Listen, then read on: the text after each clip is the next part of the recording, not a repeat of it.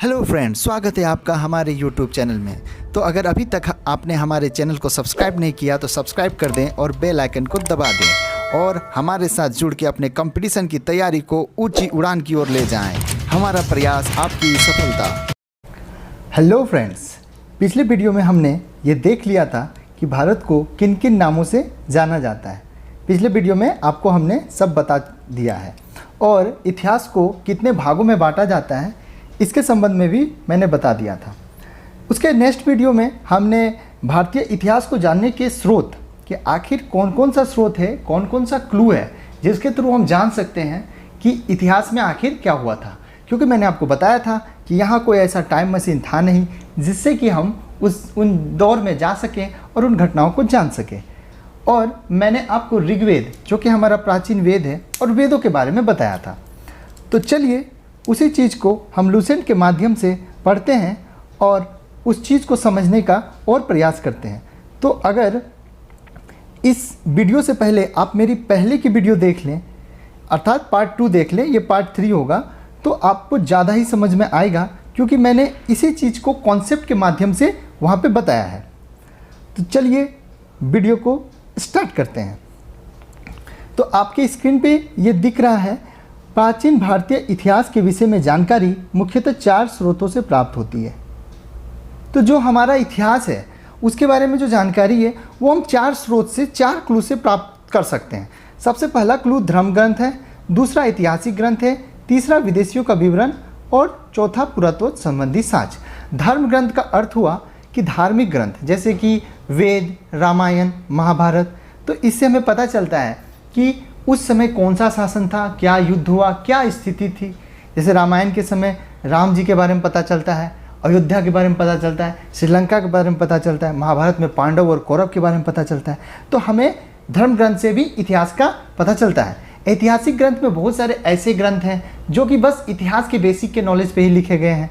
जैसे बहुत सारे राजा का जीवनी हो गया, अकबरनामा हो गया, या समथिंग कुछ भी हो गया, तो उससे हम लोग जान जाते हैं।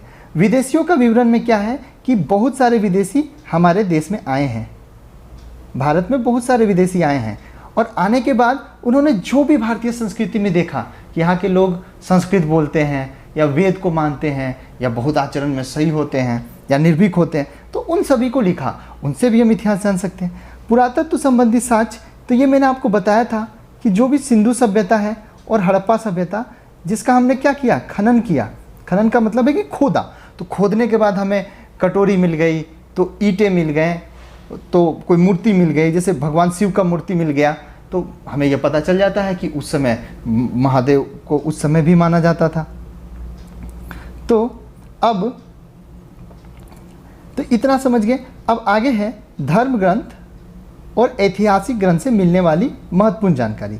अब है कि जो धर्म ग्रंथ है और ऐतिहासिक ग्रंथ से मिलने वाली जो महत्वपूर्ण जानकारी है वो क्या क्या है। तो भारत का सर्वप्राचीन धर्म ग्रंथ वेद है। मैंने आपको बताया था कि वेद जो है सबसे प्राचीन ग्रंथ है और जिसके संकलनकर्ता महर्षि कृष्ण द्वैपायन वेदव्यास को माना जाता है। फ्रेंड्स, ये बहुत ही इंपॉर्टेंट क्वेश्चन है कि संकलनकर्ता कौन है। तो ये कृष्ण द्वैपायन वेदव्यास, ये बहुत सारे कंपटीशन में पूछा गया है, तो इस पॉइंट को आपको याद रख लेना है। यहाँ 2 इंपॉर्टेंट क्वेश्चन हुए कि सर्वप्राचीन जो है वेद है और संकलनकर्ता कृष्ण द्वैपायन वेदव्यास को माना जाता है। वेद वसुधैव कुटुंबकम। वसुधैव कुटुंबकम का अर्थ है, वसुधैव का मतलब हुआ वसुधा यानी पृथ्वी, और कुटुंबकम का मतलब है कुटुंब यानी परिवार। जैसे हम लोग बोलते हैं ना कि ये मेरा कुटुंब आया है, तो वसुधैव कुटुंबकम इसका मतलब है पूरा पृथ्वी क्या है, एक परिवार है। तो इस कॉन्सेप्ट को मानते थे हमारे ऋषि मुनि, जिसके कारण कोई भी नया आदमी आता था तो हम उन्हें मार पीट के भगाते नहीं थे, उनका सम्मान करते थे, लेकिन वही हमें लूट के चल जाते थे। आगे देखते हैं। भारतीय परंपरा वेदों को नित्य तथा अपौरुषेय मानती है। नित्य तथा अपौरुषेय, नित्य का मतलब है जो अनादि है, जो हमेशा से चला हुआ रहा है। वेद का अर्थ होता है ज्ञान, और हमारे भारतीय संस्कृति में ऐसा माना जाता है कि वेदों का जो ज्ञान है वो भगवान के द्वारा दिया गया है। तो इसीलिए वेद क्या है, नित्य है, अनादि है। जब तक सृष्टि रहेगी और जब तक सूर्य रहेगा, आकाश रहेगा, ब्रह्मांड रहेगा, तब तक वेद रहेंगे, ऐसा भारतीय संस्कृति मानती है। अपौरुषेय का मतलब होता है ऐसा चीज़ जो एक मनुष्य के लेवल का नहीं है, ऐसा चीज़ जिसकी रचना गॉड ने की है, तो उसे हम लोग अपौरुषेय बोलते हैं। आगे देखते हैं, वेद 4 है, ऋग्वेद, यजुर्वेद, सामवेद, अथर्ववेद। तो मैंने बताया था कि वेद 4 है, ऋग्वेद, यजुर्वेद, सामवेद, अथर्ववेद। तो ये 4 वेद 4 है। इससे कॉन्सेप्ट कभी कभी क्वेश्चन आएगा कि वेदों की संख्या कितनी है, 4 है, 3 है, 2 है, 1 है, 5 है। तो आपको वहाँ टिक करना होगा कि 4 है। तो मैं जो पढ़ रहा हूँ उसमें जो जो मैंने इंपॉर्टेंट बता रहा हूँ उसे आप लोग कलेक्ट करके कहीं नोट्स बना के रख लीजिए। अब आगे चलते हैं ऋग्वेद। तो मैंने बताया था कि ऋग्वेद में क्या है, ऋचाएँ हैं, श्लोक है, मंत्र है। तो वही है कि ऋचाओं के क्रमबद्ध ज्ञान के संग्रह को ऋग्वेद कहा जाता है।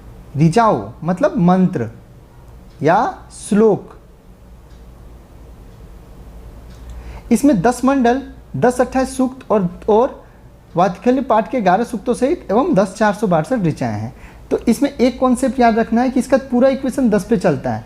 तो 10 मंडल, 10-28 सूक्त और 10,462 ऋचाएँ। ज़्यादातर 10 मंडल वाला क्वेश्चन में पूछा जाता है, लेकिन आपको ये तीनों याद रख लेना है। इस वेद की ऋचाओं को पढ़ने वाले ऋषि को होत्री कहते थे। होत्री, जैसे हर चीज़ का स्पेशलिस्ट होता है, जैसे साइकेट्रिस्ट होता है, जो मन के बीमारियों को समझे वो साइकेट्रिस्ट है। तो उस समय ऋग्वेद को जो पढ़ता था और जिसके पास ऋग्वेद का अच्छा खासा नॉलेज था उसे हम लोग होत्री कहते थे। आगे देखते हैं, इस वेद से आर्य की राजनीतिक प्रणाली, इतिहास एवं ईश्वर की महिमा के बारे में जानकारी मिलती है। तो इस वेद से हमें पता चलता है कि जो आर्य थे, आर्य कौन थे, जो कि दूसरे मध्य एशिया से जो हमारे देश में आए थे और आके बस गए थे, उन्हें आर्य कहा जाता है। इसके बारे में मैं धीरे धीरे और डिटेल्स में बताऊंगा।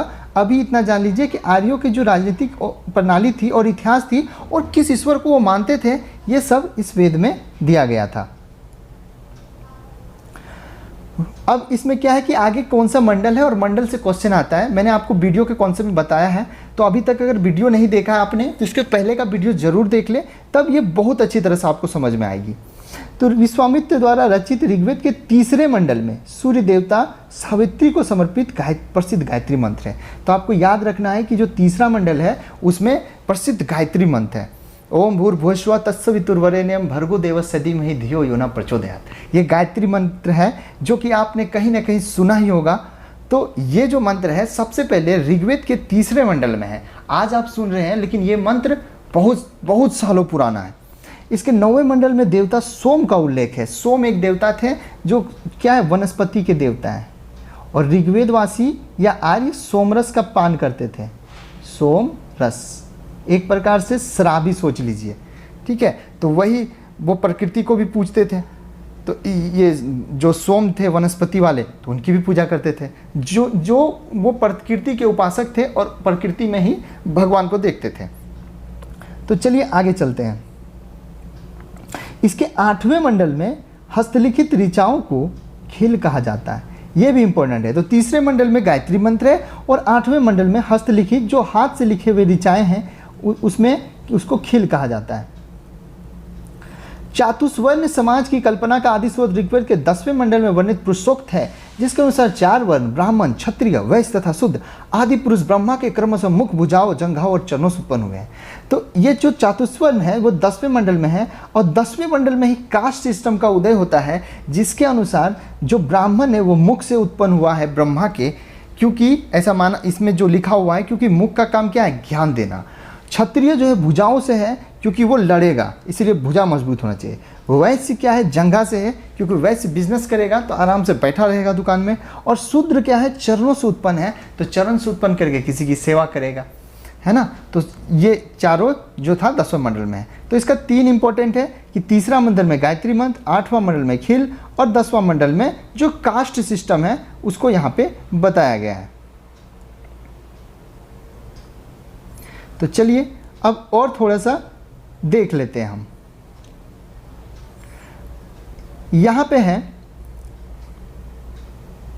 थोड़ा जूम कर देता हूं, आपको समझ में ज्यादा आएगा। ऋग्वेद के कई परिच्छेदों पर अघन्य शब्द का संबंध गाय से है। तो अघन्य का मतलब है जिसका वध नहीं कर सकते हैं। तो ऋग्वेद में गाय पवित्र थी, गाय को आदमी मानते थे, क्योंकि गाय से उन्हें दूध, दही, मक्खन सब मिलता था। इसीलिए गाय को अघन्य बोला जाता है, इसका वध नहीं किया जा सकता। अगर कोई व्यक्ति गलती से गाय का वध कर देता था तो उसे देश से निकाल दिया जाता था, यहाँ तक कि मृत्यु दंड की भी सजा थी। तो जब हम वैदिक काल में आएंगे तब हम इस चीज़ को बताएंगे कि आखिर क्या क्या सजाएं थी। अभी इतना जान लीजिए कि अघन्य शब्द का मतलब है जिसका वध नहीं करना है, जिसको मारना नहीं है। ये तो गाय पवित्र था, क्योंकि ऋग्वेद काल का जब आप पहला चरण देखोगे तो पहला चरण में पशुपालन ही था, बाद के चरण में खेती आया है। तो पशुपालन के लिए गाय बहुत इंपॉर्टेंट था। आगे देखते हैं, धर्मसूत्र 4 प्रमुख जातियों की स्थिति, व्यवसायों और कर्तव्यों तथा विशेषाधिकार को स्पष्ट विभेद करता है। तो ये धर्मसूत्र क्या है? ये धर्मसूत्र एक ग्रंथ है, और वो ग्रंथ क्या बताता है? जो 4 जाति था, वो 4 जाति की स्थिति कि भाई ब्राह्मण का क्या काम है, व्यवसाय क्या करना है, उनका दायित्व क्या है और कर्तव्य क्या है। तो अभी हमने ऋग्वेद कंप्लीट किया, इसके बाद हम सामवेद, अथर्ववेद और यजुर्वेद को भी देखेंगे। तो अगर वीडियो अच्छा लगे तो लाइक कर दें, और इसके पहले का वीडियो ज़रूर देख लें ताकि आपका कॉन्सेप्ट पूरी तरह क्लियर हो जाए और चैनल में हमारे साथ बने रहें। Thank you. तो फ्रेंड, अगर आपको हमारी वीडियो अच्छी लगी हो तो चैनल को सब्सक्राइब कर दें और बेल आइकन को बजा दें, और प्लीज़ लाइक और कमेंट करके अपने सुझाव देते